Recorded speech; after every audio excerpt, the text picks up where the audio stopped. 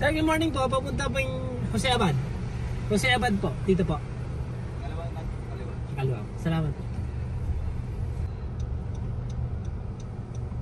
Good morning mga idol. At eto, nadayo tayo ng Quezon City. Meron tayong customer na nagpa-home service dito sa Ayala Heights, Quezon City. So ito, simulan natin sa grill. At tapos dito naman tayo sa may fog light. O, yan mga idol.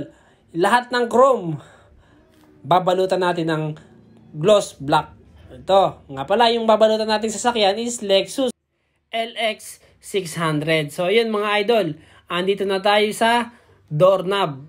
Sa doorknob naman tayo. Ayan, lalapatan lang natin dahan-dahan. Sticker, tapos unti-unti nating papalapatin. Yun, doble ingat lang para hindi magasgas yung pintura. So ito, ihihidyan natin para lumapat ng gusto. Pagkahidyan natin, ibabawasan naman natin yung excess. Yun, dahan-dahan lang. Bawal huminga para hindi kumilig yung kamay. So ito, tinatabas ko lang sa may gilid. Pero hindi tayo tumatama dun sa mismong pinturo kasi nakatagilid yung ating blade. So ayan, malapit na nating matanggal. So yun. Yan mga idol, solid black na.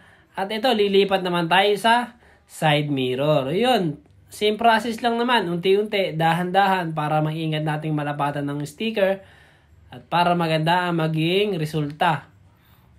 So ayan, babalutan natin lahat ng chrome. Mula dun sa likod, sa gilid, pati yung grill. Yung grill ang pinakamahirap kaya hinintuan ko muna kasi naiinip ako. Mahirap talagang gawin. Ayan, nandito na tayo sa may salamin, sa gilid. So, nakapalibot na chrome din. Babalutan natin. Ang gusto ng owner is lahat naka-black. Lahat ng chrome gagawin nating black. Gusto daw niya kasi solid black yung kulay. So, ayan. Medyo mahirap lang gawin pero kakayanin natin. Yan, nakasama nga pala natin na helper. Si Jillian De Guzman. Yan, shoutout sa'yo. Tinulungan niya tayo. At nadayo kami ng Quezon City, mga idol. So, ito, yung babang part naman. Unti-unti lang natin lalapatan. Madali na yung trabaho, kaya lang, mabusisi. Kailangan, tsaga-tsaga lang. Pero hindi naman mabigat. Talagang nakakainip lang, mga idol. Ito, shoutout nga pala sa may-ari. Kaya lang, hindi ko pwedeng sabihin yung pangalan. So, ito, binalikan ko na yung grills na mahirap gawin kasi malalim yung pinagsusuotan ng sticker pero tsatsagain natin yan. Sa time check, yung oras na to siguro mga around 4 o'clock na ng hapon. So, dumating kami kanina is 8 o'clock.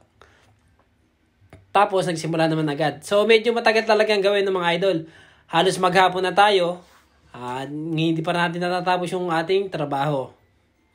Pero okay lang yan. Mayayari natin yan. Gagabihin lang tayo ng konti. So ito, pagkatapos nyan, yung last part na lang sa baba ang lalapatan natin. Talagang tsaga-tsaga lang. Ayan, kung gusto nyo magpa-wrap o magpa-sticker, magpa-decals, pasya lang po kayo sa aming shop sa Pulong Plaza ng Candaba, Pampanga.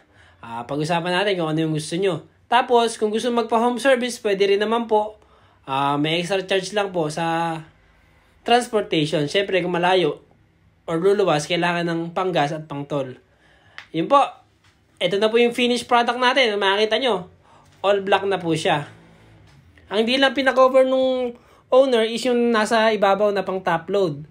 Itong lahat na chrome na nasa sides, sa front at sa back, pinakover niya lahat. Yung pinaka-chin, hindi naman hindi naman chrome yun kaya hindi ko na nilagyan yun. Bali, silver yung kulay yun. Ayan mga idol, oh. All black na siya, oh. Ayan. Yun, oh. Okay mga idol, pauwi na kami. Salamat sa panonood. Ride safe!